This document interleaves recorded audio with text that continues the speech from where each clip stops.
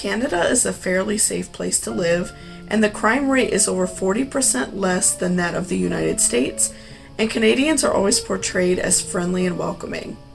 But with the recent findings of mass graves containing the remains of over 1,200 Native children, we are finding that Canada has a dark side. Today we're going to investigate 3 gruesome serial killers who caused a mass panic amongst Canadians. And before we jump in, don't forget to hit that subscription button if you're interested in seeing every single time I post a new true crime story. Wayne Bowden was born in 1948 in Dundas, Ontario. He was mostly quiet as a child and teenager, although he was quite athletic and played on the school's football team. On October 3, 1969, Wayne murdered his neighbor Shirley Audette. He sexually assaulted and strangled her. He even left bite marks on her body, which became a calling card for him.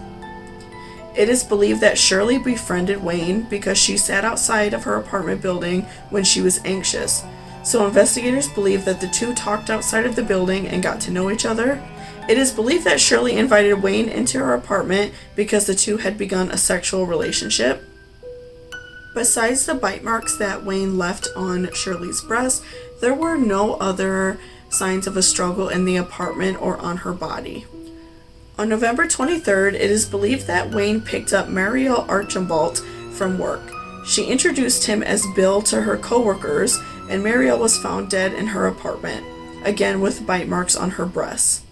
Police originally struggled with finding the perpetrator because they found a photo in Mariel's apartment that her coworkers identified as Bill, but it was actually a photo of her father.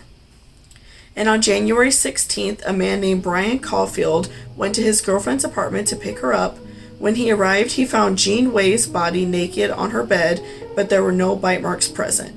It is believed that Wayne was hiding in Jean's apartment while Brian entered and was searching the apartment and was calling the police and most likely panicking, feeling very nervous. Of course, that would be an absolutely shocking thing to walk in on. So it's believed that Wayne was able to sneak out of the apartment while police were coming to check and see what was going on. And they swabbed Jean's fingernails and they found that underneath that Wayne's DNA was present, and they were able to link him with this murder later on because of that. The murder stopped for a few months, but there was a mass panic in Montreal for police to find the murderer. On May 18, 1971, the body of Elizabeth Ann Portis was found on her apartment floor. There was an obvious sign of struggle in her home and also on her body, and she did have the bite marks on her breasts as well. Police found a cufflink in her apartment, and the co-workers of Elizabeth said they saw her driving her Mercedes-Benz the evening before. Her friends also told police that she was dating a man named Bill, who was a neat dresser, hence the cufflinks. And on May 19th, the following day, Elizabeth's car was found near her apartment. Wayne was walking back to the car when he was arrested by police. He admitted to dating Elizabeth, but claimed she was fine when he left her apartment the night before. The police worked with a local orthodontist named Gordon Swan to prove that Wayne left the bite marks on the bodies. He contacted FBI and they were able to connect him with the investigator in England who dealt with cases such as this. He was able to make a cast of Wayne's teeth and he demonstrated 29 points of similarity between the bite marks and Wayne's bite. Wayne would be the first person in North America to be found guilty using orthodontological evidence or bite mark evidence. And he was found guilty of Elizabeth's murder, and later on he was sent to a second trial where he was also found guilty of the other 2 murders as well. At the second trial, he confessed to the murders of Shirley, Mariel, and Jean, and was given 3 additional life sentences. Wayne was sent to Kingston Penitentiary in Kingston, Ontario in 1972. And in 1977, Wayne was somehow able to obtain a credit card from American Express, and he used the card while he received a day pass from prison while eating with his social worker. He used the washroom and escaped through a window and was captured 3 days later. Wayne died of skin cancer in 2006. Elizabeth was born in Zora Township. She grew up in a strict Baptist home, and she earned a degree from London Baptist Bible College before getting a nursing degree. Elizabeth started working for Carescent Care in 2007. She got along well with staff and patients in the beginning, Although after years of working, she began drinking and struggled with substance abuse. She would show up to work drunk, and she was even found passed out in the basement of the building during her shift. She was suspended several times for medication errors to patients, then fired in 2014 for giving a patient the wrong medication, which nearly killed them. Elizabeth struggled to find work after she was let go. She worked at a few places part-time, but she was never really able to find another full-time position. And she ended up checking herself into a drug rehabilitation program because she had some severe drug abuse problems. She was really struggling. And during this time, she made a shocking confession to the staff at the medical center. She confessed she killed patients at Crescent Care, and she told police she had confessed this to several other people, including her lawyer and her pastor, who told her not to tell anyone else. During some time in 2007, she began to inject patients with insulin when it was not needed. Many patients did not die, but she was charged with the murder of 6 patients and 1 more after she left the job. She was also charged with intent to murder and several other charges due to medical malpractice. There are other patients such as Clotilde Adriano and Albina de Medeiros, whom she injected with the insulin and they died. But the coroner did not attribute Elizabeth's actions to their deaths. She was able to get away with these murders because all of her patients were in their 70s and older and in a healthcare setting, so it was believable that they would pass away at any given time. Elizabeth was given 8 life sentences without the possibility of parole for 25 years. During her confession, she said, quote, "God or the devil or whatever wanted me to do it," end quote. She claims she had surges where she just knew she had to kill her patients, but she said she felt bad after she murdered them. Camille Cleroux was married to Liz Roy, and he lived with her and her 10-year-old daughter. The couple seemed happy to those around them, but Liz found out that Camille was molesting her daughter as of April 1990. One afternoon, the couple was arguing in their backyard when Camille picked up a rock and beat Liz to death. He dismembered her body and put the remains in garbage bags and took them to a park. A neighbor saw Camille put the garbage bags in his car but didn't think anything of it because they thought that Camille was kind of a quirky guy.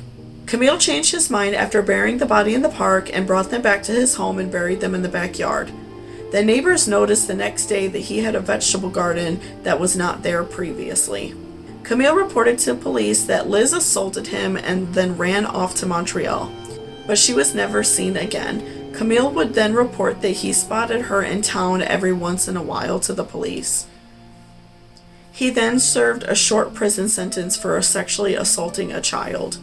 In June of 1992, Camille met Jean Rock, who was a troubled young woman who was ostracized from her family and suffered from seizures. The couple had frequent issues as well. They often fought and broke up several times because Camille was physically and emotionally abusive towards her. Over 10 years passed and Jean decided to finally leave Camille for good in 2003. Camille took Jean on a walk in the woods where he told her he wanted to talk out their issues and just get all of their feelings out. But he attacked her with a rock and buried her body in a shallow grave. Camille paid a female acquaintance $10 to write Jean's family letters to say that she left Camille and that she was with another man.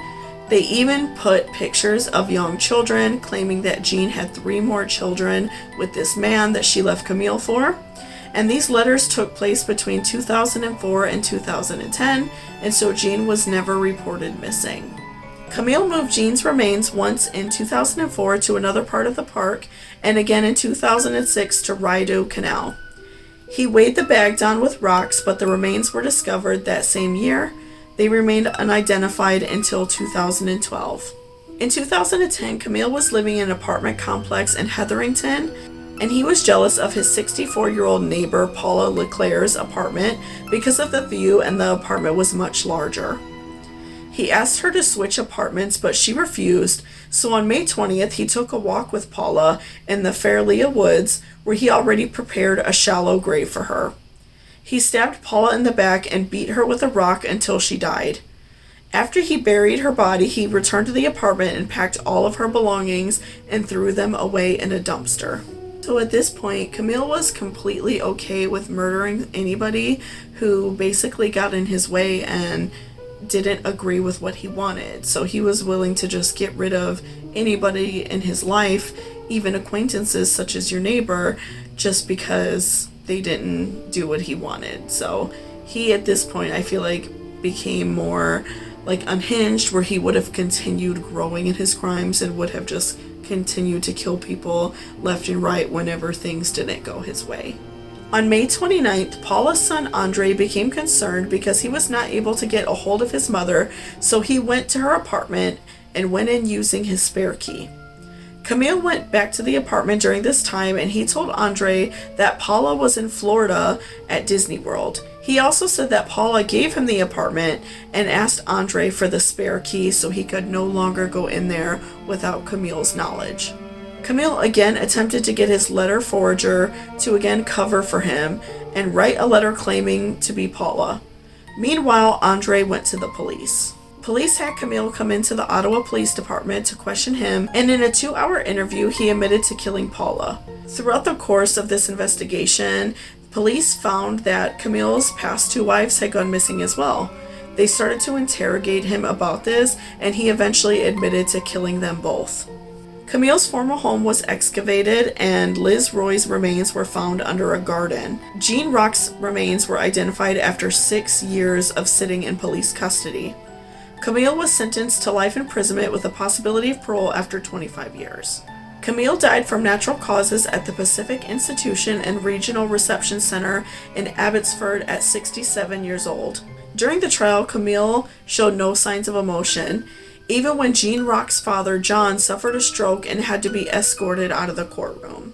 So I feel really bad, obviously, for all the victims, but especially for Jean's family, because they believed that she just left and she was with someone else, and because she wasn't particularly close with her family, they most likely didn't really expect a phone call.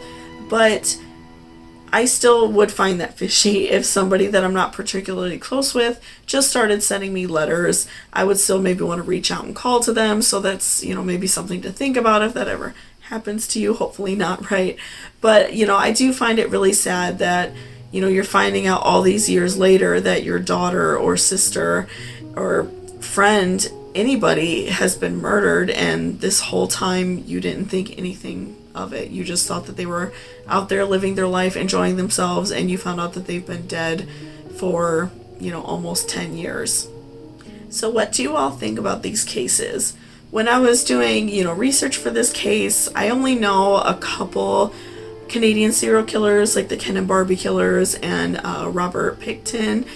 So some of these people I was not really familiar with, but it does seem as if Canada has a better hold on catching killers quicker, so they don't have as high of body count as the people in America. And of course, Canada is a completely different country, and their population isn't as massive as America, but I do feel that they have a better grasp on it. They seem to catch people before they hit past 5. Of course, some of the people had more, but most of the killers had between 3 and 5. A couple of them were 6. So I think that's a very good thing. So, if you ever are interested in moving to Canada and you're scared of serial killers, that's probably something to think about because it seems like they have a much better grasp on catching hold of people before the numbers get outrageous like they have in America, especially during the 70s and 80s, where if you were a woman or a gay man, you were lucky to make it out of that time period alive, because women and gay men and people of color were dropping dead left and right during that time. And I am really interested in doing a full-length video on the Ken and Barbie killers and Robert Pickton at some point, so let me know if you guys are interested in those 2 cases, because they are crazy and I just think they are so interesting and wild. So I'm really interested in doing a full-on video of those. If you all are interested in that, please let me know. And otherwise, guys, I hope you have a great day and stay safe out there, and thanks for watching. Bye-bye.